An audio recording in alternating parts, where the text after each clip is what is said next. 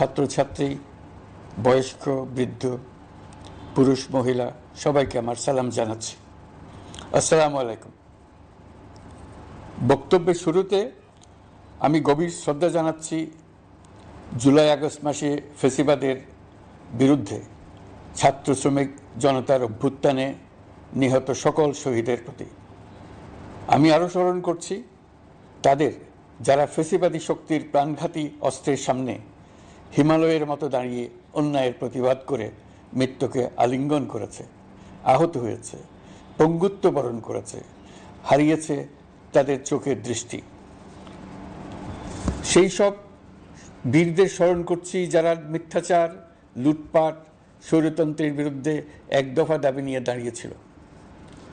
কৃতজ্ঞতা চিত্তে স্মরণ করছি আপনাদের ভাই বোনদের, আপনাদের সন্তানদের যারা এই বিপ্লবে অংশগ্রহণ করেছিল। প্রিয় দেশবাসী, আমি আগেও জানিয়েছি, আবারও জানাচ্ছি, গণ অভ্যুত্থানে সকল শহীদের পরিবারকে পুনর্বাসন করা হবে। সকল আহত শিক্ষার্থী, শ্রমিক জনতার চিকিৎসার সম্পূর্ণ ব্যয় সরকার বহন করবে। আহতদের দীর্ঘমেয়াদী এবং ব্যয়বহুল চিকিৎসা এবং শহীদদের পরিবারের দেখাশোনার জন্য স্বাস্থ্য মন্ত্রণালয়ের নেতৃত্বে একটি পূর্ণাঙ্গ তালিকা প্রস্তুত করা হয়েছে। এখন এই নতুন তথ্য পাওয়ার ভিত্তিতে এই তালিকা হালনাগাদ করা হতে থাকবে। গণ অভ্যুত্থানের শহীদদের স্মৃতি ধরে রাখতে সরকার তার যাত্রা লগ্নে জুলাই গণহত্যা স্মৃতি ফাউন্ডেশন নামে একটি ফাউন্ডেশন প্রতিষ্ঠার উদ্যোগ নেয়। এখন সেই ফাউন্ডেশন তৈরি হয়েছে। সকল শহীদ পরিবার এবং আহতদের সর্বোত্তম চিকিৎসা সহ তাদের পরিবারের সম্পূর্ণ দায়িত্ব এই ফাউন্ডেশন গ্রহণ করছে। এই ফাউন্ডেশনে দান করার জন্য দেশের সকল মানুষ এবং বিদেশে অবস্থানরত বাংলাদেশিদের আমরা আহ্বান জানাচ্ছি। গত মাসে কুমিল্লা, নোয়াখালী, সিলেট অঞ্চলে আকস্মিক বন্যা এসব এলাকার মানুষকে হতভম্ব করে দিয়েছে। এখানে বেশিরভাগ এলাকায় কোনোদিন বন্যা হয়নি। তারা বন্যা মোকাবেলা করে অভ্যস্ত নন। দেশপ্রেমিক সশস্ত্র বাহিনী তাৎক্ষণিকভাবে বন্যা আক্রান্ত সবাইকে রক্ষার জন্য এগিয়ে আসে।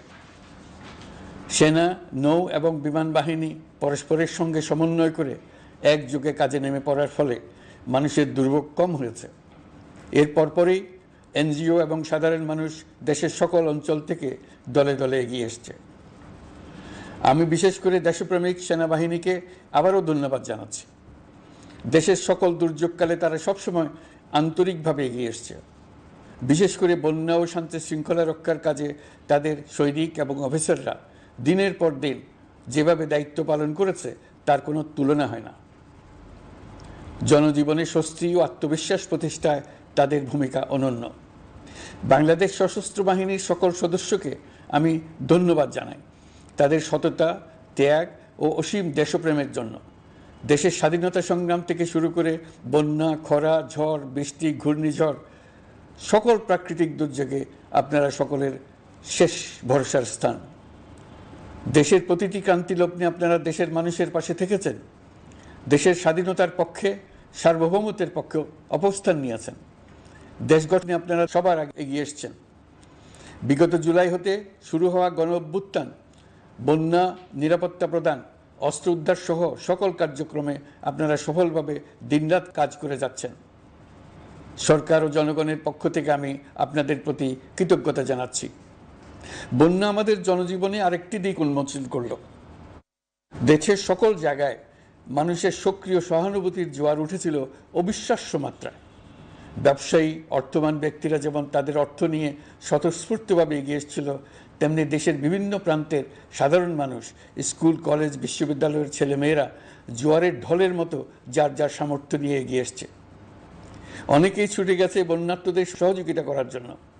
এনজিওরা বিভিন্ন জায়গা থেকে ছুটে গেছে তাদের সহায়তা নিয়ে। তাদের কাজে অনুপ্রাণিত হয়ে আমি এনজিও নেতাদের সঙ্গে বৈঠক করেছি কিভাবে সরকার তাদের কাজের সঙ্গে সরকারের উদ্যোগকে সমন্বিত করতে পারে, সেটার কাঠামো তৈরি করে দেওয়ার জন্য। বন্যা এখন চলে গেছে, কিন্তু পুনর্বাসনের কঠিন কাজ আমাদের সামনে রয়ে গেছে। সকলের সহযোগিতায় আমরা পুনর্বাসনের কাজটি সফলভাবে সমাধান করতে চাই। আইন শৃঙ্খলা পরিস্থিতির উন্নতির জন্য আমরা দিনরাত পরিশ্রম করে যাচ্ছি। যে সমস্ত ভাই বোনেরা তাদের গত 16 বছরের বেদনা জানিয়ে তার প্রতিকার পাওয়ার জন্য আমার অফিস এবং সচিবালয়ের অফিসসমূহের সামনে প্রতিদিন ঘেরাও কর্মসূচি দিয়ে আমাদের কাজকর্ম ব্যাহত করছিলেন, তারা আমার আহ্বানে সাড়া দিয়ে ঘেরাও কর্মসূচির থেকে বিরত হয়েছেন বটে, তবে অন্যত্র আবার তারা তাদের কর্মসূচি দিয়ে যাতায়াতে ব্যাঘাত সৃষ্টি করছেন। আমি কথা দিচ্ছি, আপনাদের ন্যায্য আবেদনের কথা আমরা ভুলে যাব না। আমরা সকল অন্যায়ের প্রতিকারের জন্য প্রতিশ্রুতিবদ্ধ। আমরা আমাদের দায়িত্বকালে যথাসম্ভব সব সমস্যার সমাধানের চেষ্টা করব। আমি আবারও অনুরোধ করছি, আপনারা যাতায়াতে ব্যাঘাত সৃষ্টি থেকে বিরত থাকুন। জাতি আপনাদের প্রতি কৃতজ্ঞ থাকবে। তৈরি পোশাক, ওষুধ শিল্প, এইসব এলাকায় শ্রমিক ভাই বোনেরা তাদের অভিযোগ জানানোর জন্য ক্রমাগতভাবে এই শিল্পের কার্যক্রম পরিচালনা বন্ধ রাখতে বাধ্য করছেন। এটা আমাদের অর্থনীতিতে যে নেতিবাচক প্রভাব ফেলবে সেটা মোটেই কাম্য নয়। এমনিতেই ছাত্র শ্রমিক জনতার বিপ্লবের পর যে অর্থনীতি আমরা পেয়েছি সেটা নিয়ম নীতিবিহীন, দ্রুত ক্ষীয়মান একটা অর্থনীতি। প্রাতিষ্ঠানিক কাঠামো প্রায় ধ্বংসপ্রাপ্ত। বৈদেশিক মুদ্রার রিজার্ভ তলানিতে গিয়ে ঠেকেছে। আমরা এই অর্থনীতিতে প্রাণ সঞ্চারের চেষ্টা করছি, আমাদের উদ্যোগে সাড়াও পাচ্ছি। ঠিক এই সময়ে আমাদের শিল্প কারখানাগুলো বন্ধ হয়ে যাক, অকার্যকর হয়ে যাক, এটা আমাদের অর্থনীতিতে বিরাট আঘাত পড়বে। সেটা কিছুতেই আমাদের কাম্য হতে পারে না। শ্রমিক ভাই বোনদের অনেক দুঃখ আছে, কিন্তু সেই দুঃখ প্রকাশ করতে গিয়ে আপনাদের মূল জীবিকা বন্ধ হওয়ার উপক্রম হলে সেটা ঠিক হবে না। দেশের অর্থনীতি ধ্বংসপ্রাপ্ত হলে সেটা ঠিক হবে না। শ্রমিক মালিক উভয়ের পক্ষে আলোচনা করে এসব সমস্যার সমাধান আমরা অবশ্যই বের করব। আপনারা কারখানা খোলা রাখুন, অর্থনীতির চাকা সচল রাখুন, দেশের অর্থনীতিকে সোজা হয়ে দাঁড়াতে দিন।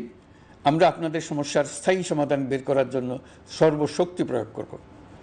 মালিক পক্ষের কাছে আমাদের আবেদন, আপনারা শ্রমিকদের সঙ্গে বোঝাপড়া করুন, কারখানা সচল রাখুন, অর্থনীতির দুর্বল স্বাস্থ্যকে সবল করে তুলুন। ওষুধ শিল্প এবং তৈরি পোশাক শিল্প দেশের গৌরব। এর মাধ্যমে আমাদের শ্রমিক ভাই বোনেরা তাদের কর্মকুশলতা বিশ্বকে মুগ্ধ করেছে। এর সাফল্য এখন থমকে আছে। আমরা এই দুই শিল্পকে তাদের সম্ভাব্য শীর্ষে নিয়ে যেতে চাই। দুর্বল করার তো প্রশ্নই ওঠে না। এই দুই শিল্পের কোথায় কোথায় বাধা আছে, সমস্যা আছে, সেগুলো চিহ্নিত করে তাকে বাধামুক্ত করতে চাই। আমরা বিদেশি ক্রেতাদের একত্রিত করে তাদের সহযোগিতা চাইব, যেন বাংলাদেশের এই শিল্প দুটি বিশ্বের অন্যান্য দেশের চাইতে বেশি আস্থাযোগ্য হয়ে গড়ে উঠতে পারে। সব কিছুই সম্ভব যদি আমরা শ্রমিক মালিক সম্পর্কটা একটা নির্ভরযোগ্য, আনন্দদায়ক করে গড়ে তুলতে পারি। আমাদের সরকারের প্রথম মাস কাটল, দ্বিতীয় মাস থেকে আমরা নতুন বাংলাদেশ গড়ার ভিত্তি হিসেবে নতুন শ্রমিক মালিক সম্পর্কের সূচনা করতে চাই। এটা দেশের সবার কাম্য। দেশের নতুন প্রজন্ম নির্ভয়ে যেন তাদের ভবিষ্যৎ নিয়ে এগিয়ে যেতে পারে, আমরা সেই লক্ষ্যে কাজ করছি। আমাদের দায়িত্ব অনেক। ন্যায়ভিত্তিক একটা সমাজ গড়ে তোলার জন্য একসাথে অনেকগুলো কাজ আমাদের হাত দিতে হবে। 1 জুলাই থেকে 5 আগস্ট পর্যন্ত ছাত্র জনতার গণ আন্দোলনকে দমন করতে যেসব ফৌজদারি মামলা দায়ের করা হয়েছিল, এর মধ্যে হত্যা মামলা ছাড়া বাকি প্রায় সকল মামলা প্রত্যাহার করা হয়েছে। এইসব মামলায় গ্রেফতারকৃত সকলে মুক্তি পেয়েছে। দায়িত্ব গ্রহণের শুরুতেই অন্তর্বর্তীকালীন সরকার বিচার বিভাগের বড় সংস্কারের কাজে হাত দিয়েছে। যোগ্যতম ব্যক্তিকে প্রধান বিচারপতি নিয়োগ দেওয়াতে মানুষের মনে নতুন আশার সঞ্চার হয়েছে। আপিল বিভাগের বিচারপতি নিয়োগ অতি সত্বর এই সকল কালো আইন বাতিল ও প্রযোজ্য ক্ষেত্রে সংশোধন করা হবে। সাংবাদিক সাগররণী হত্যাকাণ্ড সহ বহুল আলোচিত 5টি হত্যাকাণ্ডের তদন্ত ও বিচার অগ্রাধিকার ভিত্তিতে ও দ্রুততম সময়ে নিষ্পত্তির জন্য সহায়তা প্রদান করা হচ্ছে। সম্প্রতি আমরা বলপূর্বক গুম থেকে সকল ব্যক্তির সুরক্ষার জন্য আন্তর্জাতিক কনভেনশনের সনদে স্বাক্ষর করেছি। ফলে স্বৈরাচার দ্বারা প্রতিষ্ঠিত গুম সংস্কৃতির সমাপ্তি ঘটানোর জন্য আন্তর্জাতিকভাবে আমরা প্রতিজ্ঞাবদ্ধ হলাম। এছাড়া আমরা ফেসিবাদ শাসনের 15 বছরে গুমের প্রতিটি ঘটনা তদন্ত করার জন্য পৃথক একটা কমিশন গঠন করছি। যেসব পরিবার তাদের নিখোঁজ পিতা, স্বামী, পুত্র এবং ভাইদের পাওয়ার জন্য বছরের পর বছর যন্ত্রণার সাথে অপেক্ষা করছেন, আমরা আপনাদের বেদনায় সমব্যথী। আয়নাঘরগুলো বন্ধ করে দেওয়া হয়েছে এবং সেই সাথে বের হয়ে আসছে ফ্যাসিস্ট হাসিনা সরকারের গুমের শিকার ভাই বোনদের কষ্ট ও যন্ত্রণা গাথা। আমাদের তরুণ প্রজন্মের ভবিষ্যৎ যেন উজ্জ্বল হয় সেটা নিশ্চিত করতে শিক্ষা ব্যবস্থার দিকে আমাদের পূর্ণ নজর রয়েছে। ইতিমধ্যে প্রথম শ্রেণী থেকে দ্বাদশ শ্রেণী পর্যন্ত বর্তমানের ত্রুটিপূর্ণ শিক্ষাক্রম পরিবর্তন করা হয়েছে। বই সংশোধন ও পরিমার্জনের কাজ শেষ পর্যায়ে আছে। এই সংস্কারের কাজ অব্যাহত থাকবে। বিশ্ববিদ্যালয়সমূহের উচ্চ প্রশাসনিক পদগুলো পূরণ করে শিক্ষা কার্যক্রম স্বাভাবিক করার কাজ দ্রুত গতিতে এগিয়ে চলেছে। বেসরকারি শিক্ষা প্রতিষ্ঠানগুলোর পরিচালনা বোর্ডে দখলদারিত্বের রাজনীতি বন্ধ করার ব্যবস্থাও নেওয়া হয়েছে। আপনারা নিশ্চয় লক্ষ্য করেছেন, আমাদের প্রথম মাসে দেশের প্রায় সকল বিশ্ববিদ্যালয়ের উপাচার্য এবং উপাচার্য মহোদয়গণ পদত্যাগ করেছেন। উচ্চশিক্ষার ক্ষেত্রে এটা বিরাট শূন্যতার সৃষ্টি করেছে। প্রথম মাসে আমরা ক্রমাগতভাবে প্রতিটি বিশ্ববিদ্যালয়ে সবার কাছে গ্রহণযোগ্য এমন উপাচার্য এবং উপাচার্য নিয়োগ দেওয়ার কাজ শুরু করেছে। এর ফলে সকল সরকারি এবং বেসরকারি বিশ্ববিদ্যালয়গুলোতে নতুন উদ্যমে কাজ শুরু করার পরিবেশ সৃষ্টি হয়েছে। সংবাদ মাধ্যম ও মত প্রকাশের পূর্ণ স্বাধীনতা ইতিমধ্যে নিশ্চিত করা হয়েছে। আমরা সবাইকে বলে দিয়েছি, আপনারা মন খুলে আমাদের সমালোচনা করুন, আমরা সবার মতামতের প্রতি শ্রদ্ধাশীল। মিডিয়া যাতে কোনো রকম বাধা বিপত্তি ছাড়া নির্বিঘ্নে তাদের কাজ করতে পারে সেজন্য একটা মিডিয়া কমিশন গঠন করা সরকারের সক্রিয় বিবেচনাধীন। আরও যেসব কমিশন সরকার সহ অন্য সবাইকে জবাবদিহিতার আওতায় আনতে পারে আমরা তাদের পুনর্গঠন ও সংস্কারের উদ্যোগ নিয়েছি, যাতে তারা আরও শক্তিশালী হয়, জনকল্যাণে কাজ করে। দায়িত্ব গ্রহণের পর বিভিন্ন দেশের সরকার প্রধান টেলিফোনে এবং শুভেচ্ছা বার্তা পাঠিয়ে আমাকে অভিনন্দন জানিয়েছেন। বিভিন্ন দেশের রাষ্ট্রদূত এবং হাই কমিশনার বৃন্দ আমার সাথে সাক্ষাৎ করে দ্বিপাক্ষিক সহযোগিতা বৃদ্ধির আশ্বাস দিয়েছেন। আমার অনুরোধে সংযুক্ত আরব আমিরাতের 57 জন বাংলাদেশি যারা ফ্যাসিবাদ বিরোধী বিক্ষোভে অংশগ্রহণ করা বিভিন্ন মেয়াদে কারাদণ্ডে দণ্ডিত হয়েছিলেন তাদের সাধারণ ক্ষমা ঘোষণা করেছেন সে দেশের সরকার। ইতিমধ্যে তাদের কয়েকজন দেশে ফিরে এসেছেন। এই ক্ষমা প্রদর্শন ছিল অতি বিরল একটি ঘটনা। এই জন্য আমি সংযুক্ত আরব আমিরাতের রাষ্ট্রপতি শেখ মোহাম্মদ বিন জায়েদ আল নাহিয়ানকে ধন্যবাদ ও কৃতজ্ঞতা জানিয়েছি আপনাদের সবার পক্ষ থেকে। যে সমস্ত সরকার প্রধানের সঙ্গে আমার টেলিফোনে যোগাযোগ হয়েছে তাদের মধ্যে রয়েছেন ভারতের প্রধানমন্ত্রী নরেন্দ্র মোদী, পাকিস্তানের প্রধানমন্ত্রী শাহবাজ শরীফ। আমরা ভারত এবং অন্যান্য প্রতিবেশী রাষ্ট্রসমূহের সঙ্গে সুসম্পর্ক চাই, তবে সেই সম্পর্ক হতে হবে ন্যায্যতা এবং সমতার ভিত্তিতে। ভারতের সাথে আমরা ইতিমধ্যে বন্যা মোকাবেলায় উচ্চ পর্যায়ে দ্বিপাক্ষিক সহযোগিতার আলোচনা শুরু করেছি। দক্ষিণ এশিয়ায় আঞ্চলিক সহযোগিতা বৃদ্ধির লক্ষ্যে আমি সার্ক রাষ্ট্রগোষ্ঠী পুনর্জীবিত করার উদ্যোগ নিয়েছি। আমরা চাই আমাদের দেশ যেন একটি গণতান্ত্রিক দেশ হিসেবে বিশ্বের কাছে সম্মানের সাথে পরিচিত হয়। দেশের পরিকল্পনা যেন দেশের মানুষ কেন্দ্রিক হয়, কোনো নেতা বা দল কেন্দ্রিক না হয়। আমরা স্বৈরাচারী হাসিনা সরকারের অহেতুক কোটি কোটি টাকা ব্যয়ের প্রকল্প বাস্তবায়িত হতে দেখেছি, যেগুলো কখনোই দেশের মানুষের জন্য ছিল না, বরং এর সাথে জড়িত ছিল কুৎসিত আমিত্ব এবং বিশাল আকারের চুরি। চলমান এবং প্রস্তাবিত সকল উন্নয়ন প্রকল্পগুলোর যাচাই বাছাই করার কাজ ইতিমধ্যে আমরা শুরু করেছি। প্রকল্প বাস্তবায়নের পর্যায় বিবেচনা করে বাকি কাজে ব্যয়ের সাশ্রয় এমনকি প্রয়োজন মতে তা বাতিল করার কথা বিবেচনা করা হবে। দেশের মানুষকে আর ফাঁকি দেওয়া চলবে না। কর্মসংস্থান তৈরি করবে এমন প্রকল্পগুলোকে আমরা অগ্রাধিকার দেব। লুটপাট ও পাচার হয়ে যাওয়া অর্থ ফিরিয়ে আনার উদ্যোগ আমরা নিয়েছি। আর্থিক খাতে শৃঙ্খলা ফিরিয়ে আনতে একটা ব্যাংকিং কমিশনও গঠন করার উদ্যোগ নেওয়া হয়েছে। বিভিন্ন ব্যাংকের পরিচালনা পরিষদ পুনর্গঠন করা হয়েছে। ব্যাংকিং খাতে এই এক মাসে বিরাট পরিবর্তন এসেছে, আপনারা নিশ্চয়ই সেটা লক্ষ্য করেছেন। আমরা এই খাতে নিয়মনীতি প্রতিষ্ঠা করতে পেরেছি। আরও অনেক কাজ বাকি রয়ে গেছে। প্রথম মাসের কাজ হিসেবে শুধু প্রধান কাজগুলো করেছে, তার সঙ্গে রয়েছে আরও অনেক পরবর্তী কাজ। ফ্যাসিবাদী সরকার লুটপাট করার জন্য নতুন করে 60,000 কোটি টাকা ছাপিয়ে বাজারে ছাড়ার কারণে মুদ্রাস্ফীতির শিকার হয়েছে দেশের মানুষ। এই অতুলনীয় মুদ্রাস্ফীতি নিয়ন্ত্রণ অন্তর্বর্তী সরকারের অন্যতম প্রধান লক্ষ্য। মুদ্রাস্ফীতি নিয়ন্ত্রণের লক্ষ্যে পলিসি সুদের হার বৃদ্ধি করে 9% উন্নীত করা হয়েছে। মূল্যস্ফীতি থেকে সাধারণ মানুষকে সুরক্ষা দেওয়ার উদ্দেশ্যে ওএমএস খাদ্যবান্ধব কর্মসূচি সহ সুলভ মূল্যে প্রান্তিক মানুষের কাছে নিত্য প্রয়োজনীয় দ্রব্য সরবরাহ চলমান রাখা হয়েছে। মূল্যস্ফীতি মোকাবেলায় চলতি অর্থবছরে চাল ও গম আমদানির জন্য 5,800 কোটি টাকা, আভ্যন্তরীণ সংগ্রহের জন্য 8,900 কোটি টাকা এবং খাদ্য ভর্তুকির 3টি প্রোগ্রামের জন্য 7,360 কোটি টাকা বরাদ্দ রাখা হয়েছে। বিভিন্ন স্টেক হোল্ডারের সাথে সভা করে মূল্যস্ফীতি নিয়ন্ত্রণের করণীয়সমূহ চিহ্নিত করা হয়েছে। পরিচালন ও উন্নয়ন ব্যয় যৌক্তিক পরিমাণে হ্রাস করার জন্য কার্যক্রম গ্রহণ করা হয়েছে।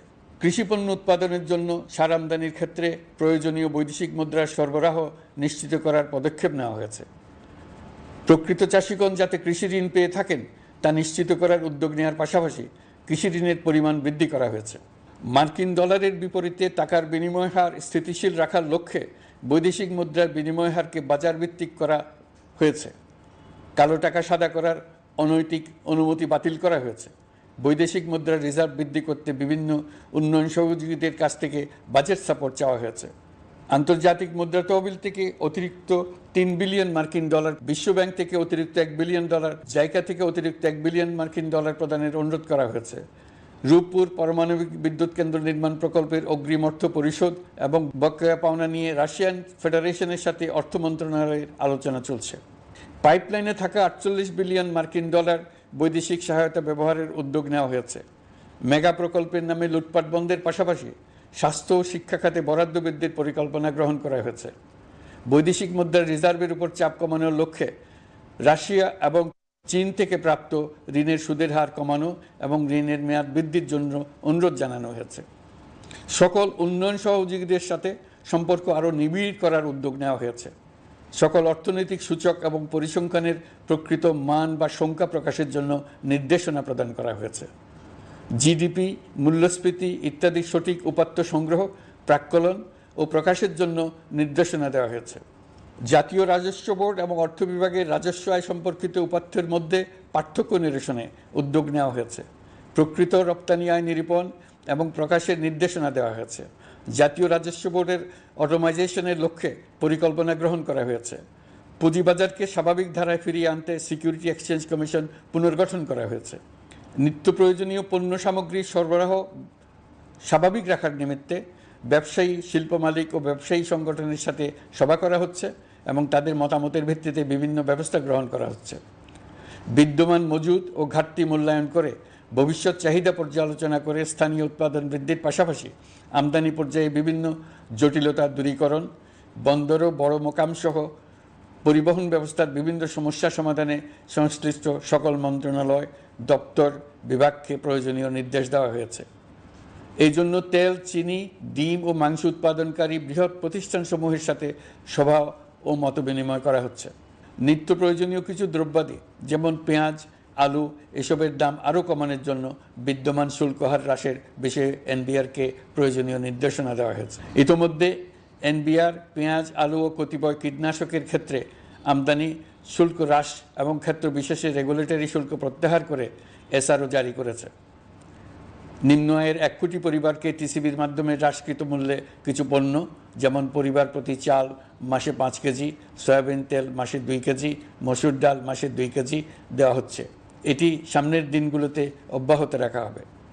সরকার দায়িত্ব গ্রহণের পর জনপ্রত্যাশা অনুযায়ী বিদ্যুৎ, জ্বালানি ও খনিজ সম্পদ মন্ত্রণালয় হতে বিদ্যুৎ ও জ্বালানির দ্রুত সরবরাহ বৃদ্ধি আইনের অধীনে চলমান সকল প্রকার নেগোসিয়েশন, প্রকল্প বাছাই এবং ক্রয় প্রক্রিয়াকরণ কার্যক্রম আপাতত স্থগিত করা হয়েছে। গত 1.5 দশকে এই আইন ব্যবহার করে লক্ষ কোটি টাকা লুটপাট হয়েছে। বিদ্যুৎ, জ্বালানি ও খনিজ সম্পদ মন্ত্রণালয়ের আওতাধীন কোম্পানিসমূহে অধিকতর স্বচ্ছতা ও জবাবদিহিতা আনার লক্ষ্যে কোম্পানিসমূহের পরিচালনা পর্ষদ পুনর্গঠন করা হয়েছে। প্রকৌশল, ভূতত্ত্ব এবং খনিজ হিসাব বিষয়ে অধ্যয়ন করেছে এমন ছাত্র প্রতিনিধি অন্তর্ভুক্ত করার জন্য উদ্যোগ গ্রহণ করা হয়েছে। এই খাতে অধিকতর সক্ষমতা, গতিশীলতা এবং জবাবদিহিতা নিশ্চিত করার লক্ষ্যে বিশেষজ্ঞগণের সমন্বয়ে একটি কমিটি গঠন করা হয়েছে। জ্বালানি তেলের মূল্য জনপ্রত্যাশা অনুযায়ী সহনশীল রাখতে অকটেন ও পেট্রোলের দাম 6 টাকা, ডিজেল ও কেরোসিনের দাম 1 টাকা 25 পয়সা কমানো হয়েছে। 37 দিন বন্ধ থাকার পর গত 25 আগস্ট হতে মিরপুর 10 ও কাজীপাড়া স্টেশন ছাড়া বাকি সব স্টেশনে মেট্রো রেল পুনরায় চালু করা হয়েছে। ভুয়া মুক্তিযোদ্ধাদের চিহ্নিত করার লক্ষ্যে বিশেষ করে মুক্তিযুদ্ধের সময় যাদের বয়স 12.5 বছরের কম ছিল তাদের মুক্তিযুদ্ধ তালিকা হতে বাতিলের জন্য সুপ্রিম কোর্টে লিভ টু আপিলের পদক্ষেপ গ্রহণ করা হয়েছে। মুক্তিযোদ্ধা কল্যাণ ট্রাস্টের আওতাধীন বেদখলকৃত স্থাবর সম্পত্তি উদ্ধারে প্রয়োজনীয় ব্যবস্থা গ্রহণ করা হয়েছে। গৃহায়ন ও গণপূর্ত মন্ত্রণালয় কর্তৃক গৃহীত বরিশাল, রংপুর, ময়মনসিংহ উন্নয়ন কর্তৃপক্ষ আইন এর খসড়া তৈরির কার্যক্রম নেওয়া হয়েছে। পূর্বাচল নতুন শহর প্রকল্প, ঢাকার আশেপাশে স্যাটেলাইট সিটি নির্মাণের রোডম্যাপ চূড়ান্তকরণের উদ্যোগ নেওয়া হয়েছে। বিধি বহির্ভূত প্রদত্ত প্লট ও ফ্ল্যাটের বরাদ্দ বাতিলের উদ্যোগ নেওয়া হয়েছে। প্রিয় দেশবাসী, আপনাদের আমাদের সন্তানদের জন্য একটি গণতান্ত্রিক বাংলাদেশের রূপরেখা তৈরি করতে আমরা দৃঢ় প্রতিজ্ঞ। আর যেন আমাদের কোনো স্বৈরাচারের হাতে পড়তে না হয়। আমরা যাতে বলতে পারি আমরা একটি গণতান্ত্রিক দেশে বসবাস করি, আমরা যাতে সকলেই দাবি করতে পারি যে এই দেশটি আমাদের, আমরা সেই লক্ষ্যেই কাজ করছি। কেউ আইন নিজের হাতে তুলে নেবেন না। আইন নিজের হাতে তুলে নিয়ে কেউ সমাজে বিশৃঙ্খল পরিবেশ সৃষ্টি করলে আমরা তাকে অবশ্যই শাস্তির আওতায় নিয়ে আসব। আমরা একটি সাম্প্রদায়িক সম্প্রীতির দেশ। ধর্মীয় সম্প্রীতি বিনষ্ট হয় এমন কোনো কাজ কেউ কোনোভাবেই করবেন না। অতীতে শুধুমাত্র আওয়ামী মতাদর্শী না হওয়ার কারণে 18তম থেকে 42তম BCS পর্যন্ত BPSC কর্তৃক সুপারিশকৃত অনেক প্রার্থী নিয়োগ বঞ্চিত হয়েছেন। 8ই আগস্ট পরবর্তী সময়ে এর মধ্যে এদের 259 জনকে নিয়োগ দেওয়া হয়েছে। মাঠ প্রশাসনকে জনবান্ধব এবং দুর্নীতিমুক্ত জবাবদিহিমূলকভাবে গড়ে তোলার জন্য সব ধরনের উদ্যোগ নেওয়া হয়েছে। সরকারি কর্মচারীদের বাধ্যতামূলকভাবে সম্পদ বিবরণী দাখিলের নির্দেশ দেওয়া হয়েছে এবং এটা প্রতি বছর তাদেরকে করতে হবে। ধ্বংস হয়ে পড়া একটা জনপ্রশাসনকে নিয়ে যাত্রা শুরু করেছি। মন্ত্রণালয়গুলোর উচ্চতম পদে যারা নিয়োজিত ছিলেন তারা অনেকে দায়িত্ব ছেড়ে চলে গেছেন, কিংবা পদে থাকলেও সহকর্মীদের চাপের মুখে কাজ করতে পারছিলেন না, বাধ্য হয়ে পদত্যাগ করেছেন। আর যারা 16 বছরের স্বৈরাচারী শাসনের আমলে পদত্যাগে বাধ্য হয়েছিলেন কিংবা দায়িত্ববিহীন অবস্থায় একই পদে থেকে বাধ্য হয়েছেন, তাদের সবার কথা বিবেচনা নিয়ে জনপ্রশাসনকে নতুন করে দাঁড় করানোই ছিল আমাদের প্রথম মাসে কঠিনতম সময়। আবার সকল সমস্যার সমাধান করে একটি নতুন জনপ্রশাসন কাঠামো দাঁড় করাতে পেরেছি, এটাই আমাদের প্রথম মাসের সবচাইতে বড় অর্জন। আমার বিশ্বাস এই জনপ্রশাসন জনগণের ইচ্ছা পূরণে সর্বোচ্চ অবদান রাখতে পারবে। অতি স্বল্প জনবল নিয়ে দাপ্তরিক কার্যক্রম শুরু করা হলেও প্রথম দিকে বিভিন্ন মন্ত্রণালয় ও বিভাগ থেকে পাঠানো বিবিধ প্রস্তাব দ্রুত গতিতে এবং আইনগত সমস্ত বাধ্যবাধকতা মেনে সিদ্ধান্ত নেওয়া হয়েছে। গত 1 মাসে বিভিন্ন মন্ত্রণালয় ও বিভাগ 198টি অতি গুরুত্বপূর্ণ বিষয়ে সিদ্ধান্ত নিয়েছে। জনপ্রশাসনের 135 জন অতিরিক্ত সচিব, 227 জন যুগ্ম সচিব এবং 120 জন উপসচিবকে পদোন্নতি প্রদান করা হয়েছে। 59টি জেলার জেলা প্রশাসককে প্রত্যাহার করা হয়েছে এবং নতুন 59 জন জেলা প্রশাসককে নিয়োগ দেওয়া হয়েছে। 67 জন কর্মকর্তার চুক্তিভিত্তিক নিয়োগ বাতিল করা হয়েছে। 10 জন যুগ্ম সচিব, 8 জন অতিরিক্ত সচিব, 6 জন সচিবকে ওএসডি করা হয়েছে। বাংলাদেশ পুলিশের 80 জন ডিআইজি, 30 জন পুলিশ সুপার সহ 110 জনকে পদোন্নতি প্রদান করা হয়েছে।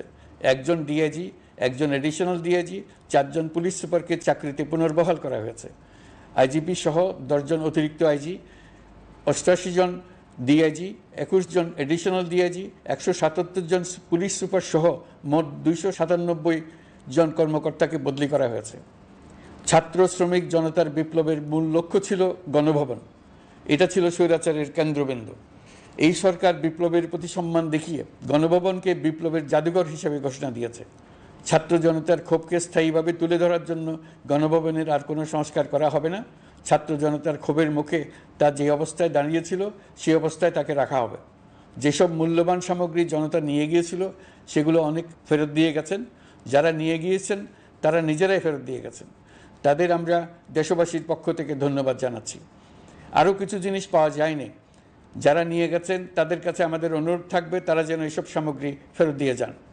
আমরা উল্লেখ করব এইসব বিক্ষুব্ধ জনতা নিয়ে গিয়েছিল, কিন্তু বিজয়ের পর তারা আবার জাদুঘরের প্রতি সম্মান দেখিয়ে এগুলো ফেরত দিয়ে গিয়েছেন।